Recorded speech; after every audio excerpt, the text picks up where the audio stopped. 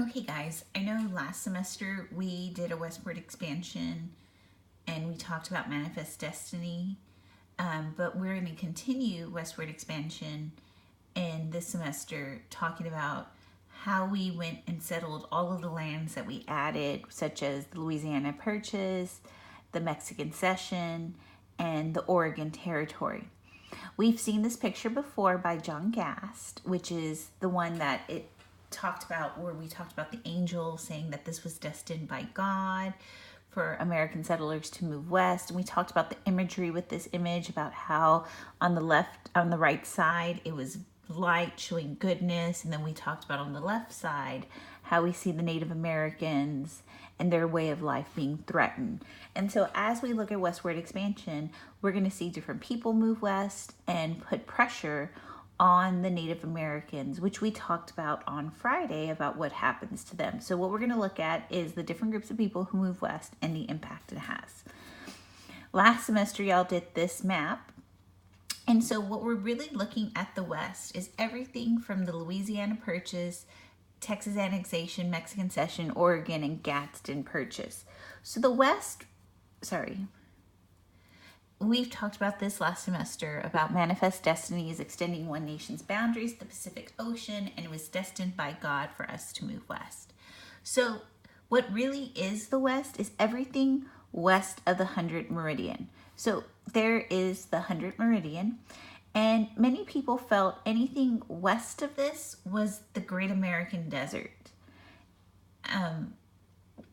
The reason why they called it the Great American Desert is because it received less than 10 inches of rain, which was not enough for agricultural farming.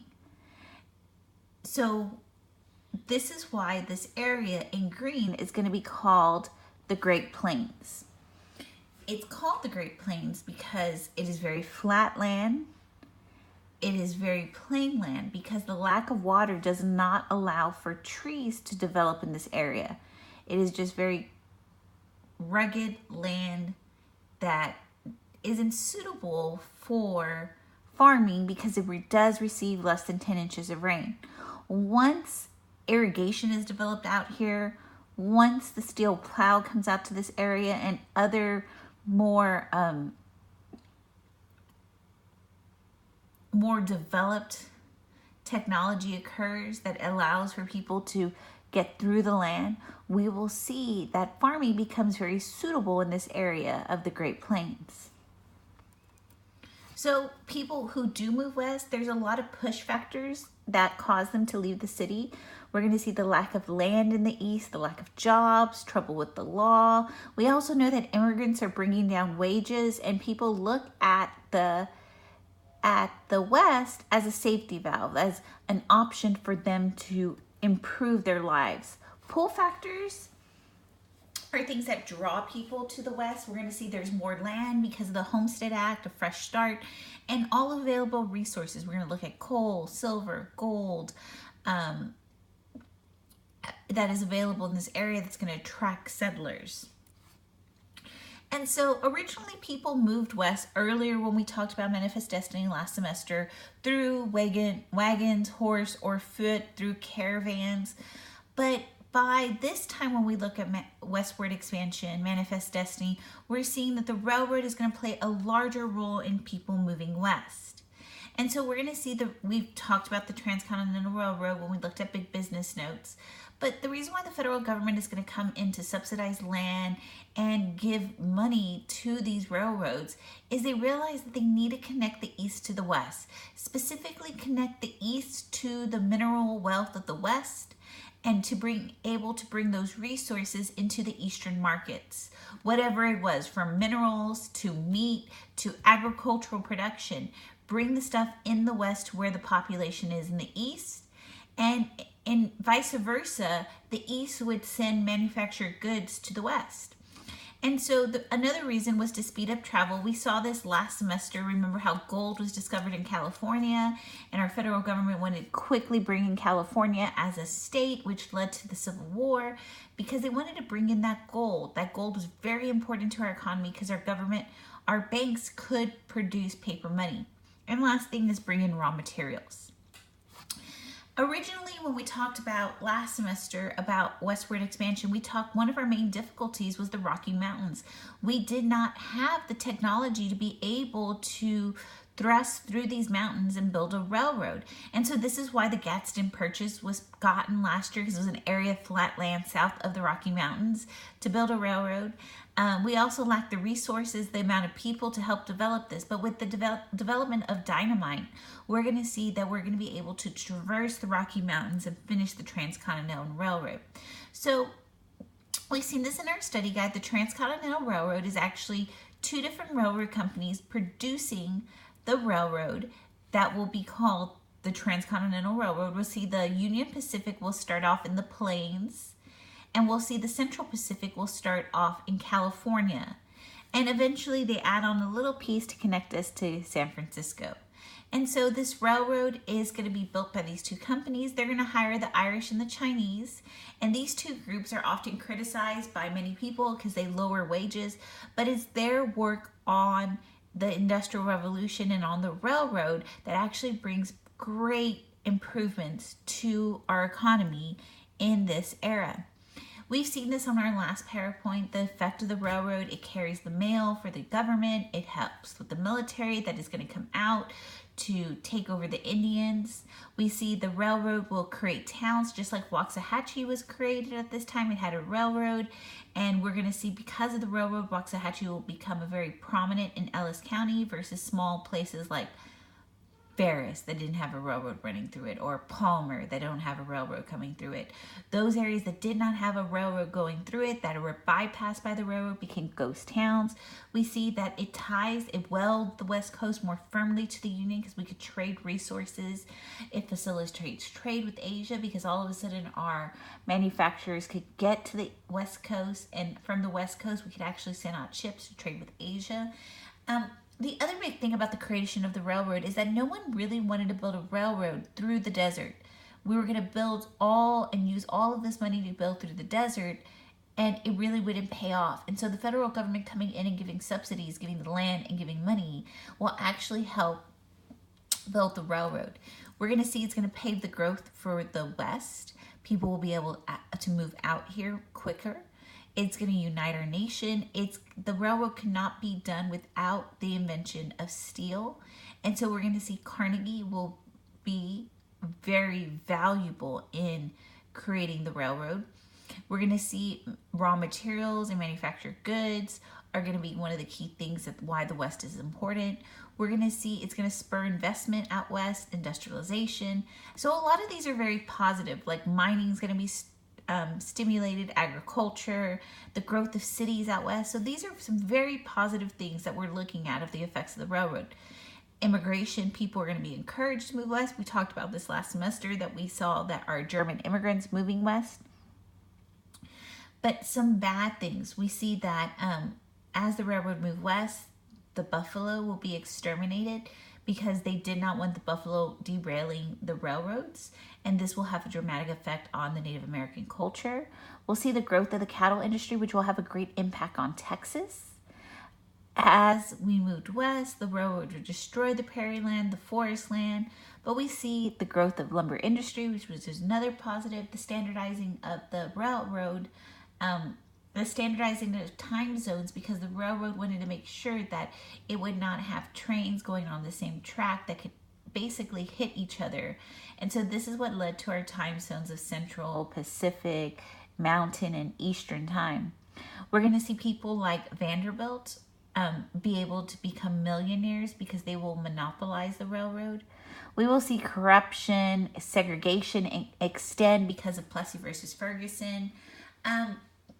But overall, we're going to see the improved quality of life, the sharing of ideas, and political campaigning that more of our politicians have to use the railroad to be able to garner support for their election. So the railroads did have a lot of positives, but there was some scandals. Many railroad companies got paid by the terrain they traversed. Often they lied that they were going through more mountainous land versus flat land because they got more money.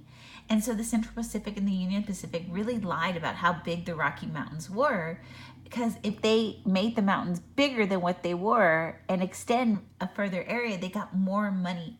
The other scandal that we talked about last semester was the Credit Mobilier, that the Union Pacific needed a higher construction company to create the railroad. And so what they did is they hired the Credit Mobilier. And the Credit Mobilier was actually the most expensive bid. Usually when businesses take on bids, they want to take the lowest bid. But the reason why they took the Credit Mobilier with the highest bid is because the people who own the Union Pacific actually own the Credit Mobilier. And when they own that company, by charging the highest price, that means they were profiting. So they hired the company to make this railroad that they own, and the company they paid more than the company required. Basically, they pocket over $73 million in building this railroad. And again, this is government money, which is taxpayer money, which basically leads that the taxpayers were giving their money to these businesses to profit. So again, we talked about the Gilded Age, how things look great on the outside, but when we really get down to the nitty gritty, it doesn't look too good. So the impact of the railroad on the Native Americans, we're going to see it's going to encourage white settlement, which will threaten all the land that we saw on Friday that the Native Americans had obtained. We see as white settlers move west, the Native Americans are not immune to European diseases, so they will die in drastic numbers. We'll see the destruction of their food, shelter, and clothing resource to make way for the railroad. We'll see buffalo are killed, and we see hunters like Buffalo Bill Cody kill over 4,000 buffalo for the railroads, and we see that because the buffalo were attacked for their hides and their tongues and their choice meats by sportsmen, we're going to see that the Native American population will drastically decrease because of the railroad. The other reason why the railroad is really important is because it's going to connect us to our mining frontier. We talked about in 1849 the gold rush happened, and this is why we had to bring in California quickly into the Union to bring the gold in. But by 58, we discovered in Pikes Peak silver, in Comstock Low we discover silver and gold, and so the mining frontier is going to be very important to why we need to build the railroad, because that money needs to get back into the banks so we could produce more paper money. And so because of mining, we're going to have all these new boom towns. And the reason why they're called boom towns is because eventually when people find out that this mining area, this mountain has gold or silver, people are going to drastically move into this area. It's going to have buildings, it's going to have saloons, it's going to have a bank, it's going to have a general store, and we're going to see once the mine is tapped that all of a sudden the boom town becomes a ghost town. Many of you have probably seen Western movies where people take lynching laws and vigilante justice in their own hand when they've been done wrong. We get this folklore of Western movie type thing that we see today actually from what happened at this time. I've already talked about ghost towns, that once the mine was tapped, people left and we had towns that basically held no people. We're going to see mining is going to attract people west in hopes that they could strike it rich. In many of these mining towns, women would be equal to men, and we're going to see Wyoming will be the first state to grant women suffrage in state elections. And we're going to see that it will encourage the building of the railroad because we need to bring that gold into our economy to produce paper money. Okay, also, we saw this on our Native American PowerPoint, that the Native Americans resided on land that was rich in mineral wealth, such as gold, as we saw in the Dakotas with the Sioux Indians. And we're going to see the federal government is going to try to build the Bozeman Trail. And we're going to see the finding of gold and silver on Native American lands is going to intensify conflicts between settlers who want to covet that land and the Native Americans will be moved off of it. We see literature is influenced by Bret Harte, Mark Twain. They take that west and they encapsulate it in their books. We'll see the gold that we find and the silver that we find in the west will help finance the Civil War. And eventually, once the top part of the gold and silver is taken out of the mine, big businesses will come in and they will take over the mines and getting the rest of it out of the mine, which will eventually damage our environment. Our next group of people who had a great impact on the West were the cowboys. Again, this is something really important to Texas. Texas will become the beef capital of the United States. But because Texas did not have a railroad, our cowboys' whole job was to take the cattle in Texas. Do y'all see all these trails right here? It was to take all the cattle and take them up these trails to where the Transcontinental Railroad was. So the cowboys at this time, they made the trek. They made, according to this quote, they made the long drive, that they would drive all the cattle up to the railroad. But eventually, the railroad is what unmade the long drive. What will happen is the railroad will eventually come to Texas. We'll see this railroad, it will actually come through Texas, and it's going to be called the Southern Pacific Railroad. It actually runs through Waxahachie. It goes to Fort Worth. And this is what's going to happen is that now that the railroad comes to Texas, our cowboys no longer need to make the drives up the Goodnight Loving Trail, the Western Trail, the Chisholm Trail. And so if they no longer need to go up those trails to get to the Transcontinental Railroad right here, the cowboy no longer has a job. Cattle from Texas is going to be very important to the Eastern diet. It is also going to be very important to the building of these cities such as Abilene and Dodge City. We're going to see these trails of where the cowboy will take up the cattle to the railroad will actually become the precursor to our highway system today. The end of the cattle trails really leads to the demise of the cowboy. Once the railroad comes to Fort Worth and Waxahachie, San Antonio, Dallas, Fort Worth, we're going to see that the cowboy no longer needs to do that long cattle drive. And eventually we will see that this leads to the creation of rodeo. People bringing in their steers, their cows, their goats, their animals to be sold off at the fair. We're going to see farmers will eventually fence off their land, and so the cowboy can no longer make it up to the Transcontinental Railroad. In 1889, 1888, and about 1890, there's going to be massive blizzards in the United States that will kill off a large part of our cattle population. Sheep herders are going to destroy the grass that the cattle need. And we're going to see, because of the refrigerated carts, we're going to see that slaughterhouses will move to the stockyards. If you've ever been to the stockyards, you've probably seen two buildings called Swift and Armor.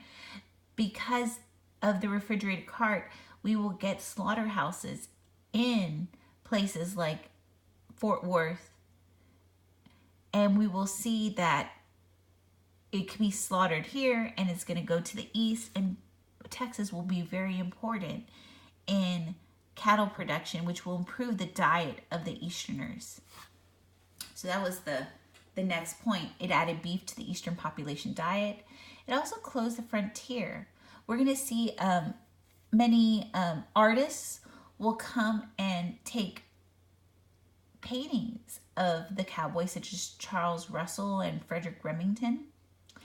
Many people have this perceived notion that most of our cowboys were white, but actually most of our cowboys at this time in Texas, over half of them were African Americans and Mexicans who were called vaqueros, who actually made the cattle drive to the Transcontinental Railroad.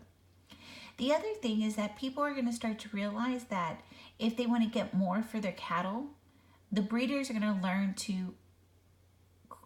to basically take their steers, and we're going to see, or they're going to import blooded bulls, and we're going to see that they're going to produce meatier animals, and they're going to lay down winter feed, and they're going to fence off their ranches.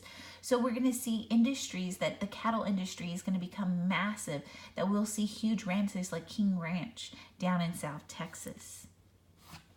The last group of people to affect the West was the farmers. We know that many settlers moved to the Great Plains because the railroad will advertise this land. And again, we know the railroad was given this land by subsidies by the government, and they're trying to sell off this land. The other reason why people moved west was because of the Homestead Act that gave 160 acres to people who moved west.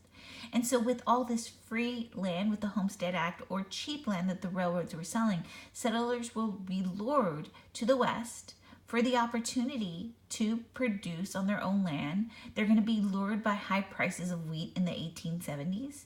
And many Civil War veterans see that moving west is a way for them to start over. So by the time we've moved the Indians out of the way, by the time we've renegotiated treaties with the Native Americans, such as the Dawes Act that took away a lot of their land, we're going to see the federal government is going to have more land to give out in the Homestead Act. So one of my favorite stories deals with Oklahoma. Oklahoma was known as a territory of Native Americans, that this is where they were given their land when they were removed off their land, which was rich in gold and silver. When they renegotiated the Dawes Act, we're going to see a lot of our Native Americans will refuse to take the federal government's land, and so the Native American tribe loses their land. With all this new land that the federal government has, they set out to redistribute this land. And so people will set up in Arkansas to get the land, and the federal government's going to be sitting there waiting to distribute this land. And what will occur is that the federal government will have everybody line up, it will shoot a gun, and people could run to the west to claim land. And so the people who went before the shot were called the Sooners because they went before the boom. And so if you know of the University of Oklahoma, it's their battle cry, I guess, is called Boomer Sooner, because it's referring to those people who went and grabbed Native American lands before the federal government actually set off the gun to allow them to move west. Because of the farmers, we're going to see that we're going to have a lot of new innovations to appeal to them. Many of these farmers are going to take their food to the market, to the railroads, but the railroads will also bring in manufactured goods from the east. And so companies like Montgomery Ward's and Sears are actually going to create catalogs to advertise to the farmers to provide manufactured goods at prices. Because of the lack of trees in the west, we're going to see barbed wire is created. Barbed wire is so that farmers could protect their land from the cattle trails. We were going to see that barbed wire will actually end the open range. Windmills will be created to irrigate the land in the Great Plains, because remember I told you that it received less than 10 inches of rain. And with these windmills, the Great Plains will become a fertile agricultural society. The last innovation that was really important was the steel plow. Because this land received less than 10 inches of rain, the land was very dry, and the steel plow basically turned the hard soil into suitable land for farming. There's going to be a lot of problems for farmers. 160 acres is not enough to raise an adequate crop in a rain-scarce area. Many corporations will go out and create like fake people to grab up the best land. I already talked about everything west of the 100 meridian didn't receive enough rain, so it's impossible to farm without building massive irrigation such as windmills. Most settlers who took the land in the Homestead Act really didn't know how to farm. Also, those people who did move west, they're going to concentrate on cash crops. They're going to do either corn or cotton. And by concentrating on cash crops, they're going to produce a lot of an item which will lead to the drop of a price. We're going to see these farmers are going to be the mercy of the railroads because they basically have a monopoly, and they're going to be able to have to pay those high prices. We're going to see farmers, in order to stay in businesses, often will mortgage off their land to be able to purchase equipment or feed.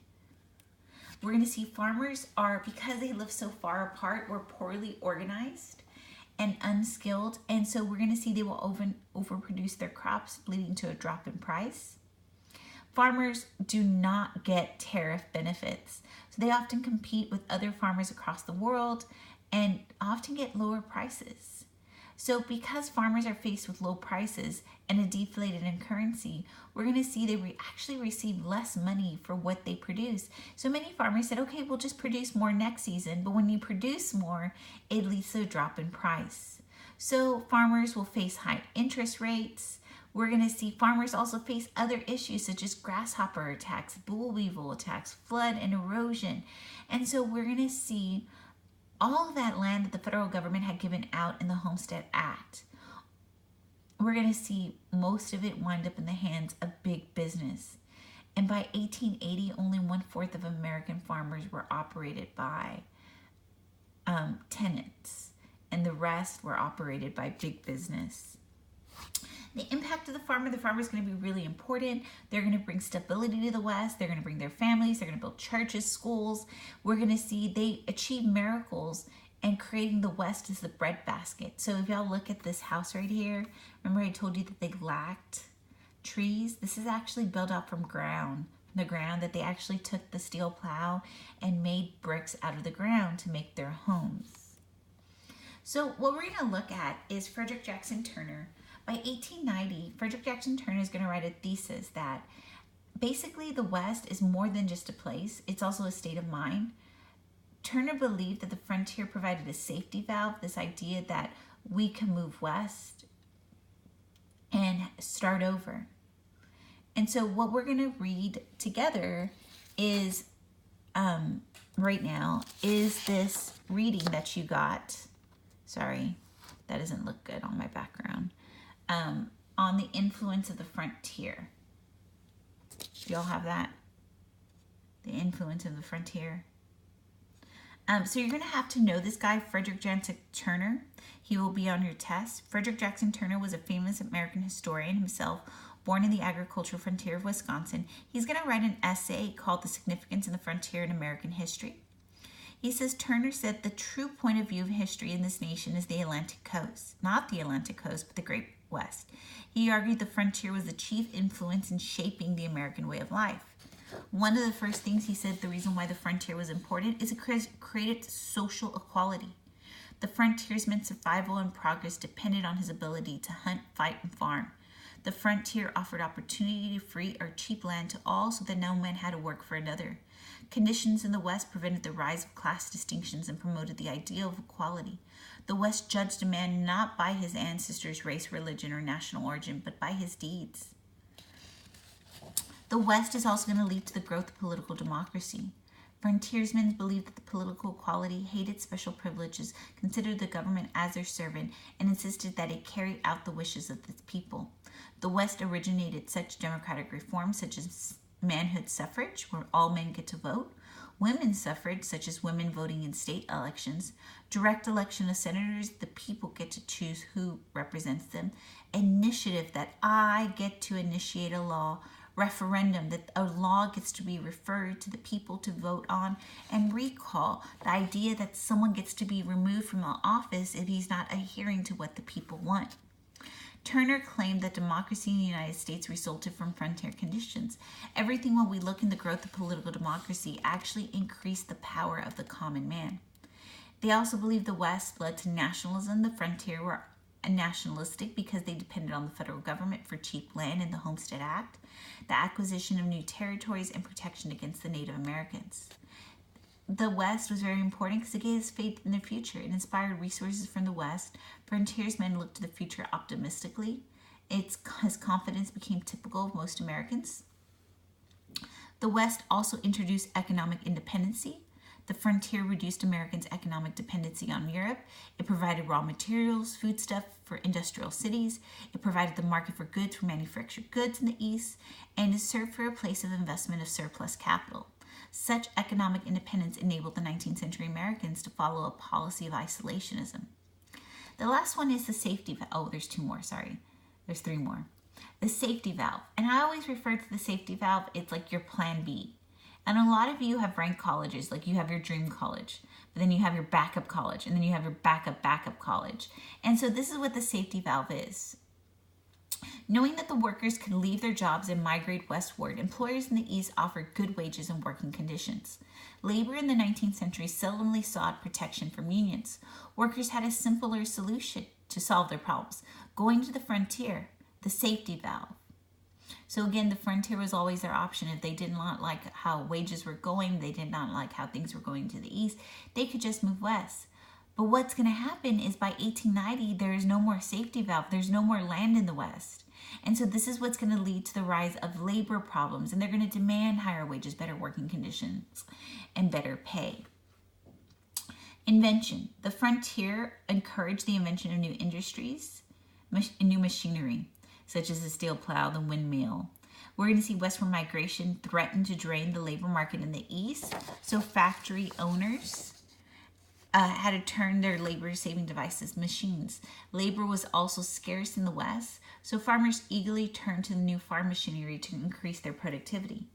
Wasteful agriculture. Since land in the west was so easily available, frontiersmen were not mindful of the need of conservation of soil, of the forests. They cut down trees senselessly and they cultivated the land unwisely, destroying the fertility. And we're going to see all of these things that the West will do is going to lead to reforms that we'll see in the Progressive Era. So the effects of the frontier. Turner stated the closing of the frontier ended an era of cheap and freed land, causing many problems for us that we face today. One is such as labor. Discontented factory workers no longer had a safety valve moving west, and they couldn't find easily available land in the west. These workers therefore remained in the industrial east. They turned to labor unions to improve their conditions, such as improve working conditions, improve hours and wages. We're going to see the struggle between capital and labor now intensified. Immigration. Immigrants could no longer easily acquire farms. More of them now crowded into the cities and competed for jobs in the factories. Americans began to demand restrictions upon immigration, and by 1920 we will see that immigrants are totally restricted from America. Conservation. With the closing of the frontier, the American people awakened to the need for conservation. Farmers realized that they had to take better care of their land. Timber and mining companies became to the realization that of their resources. The federal government and state agencies started to protect and conserve national soil, water, timber, and other natural resources. This will lead to the creation of the national parking system.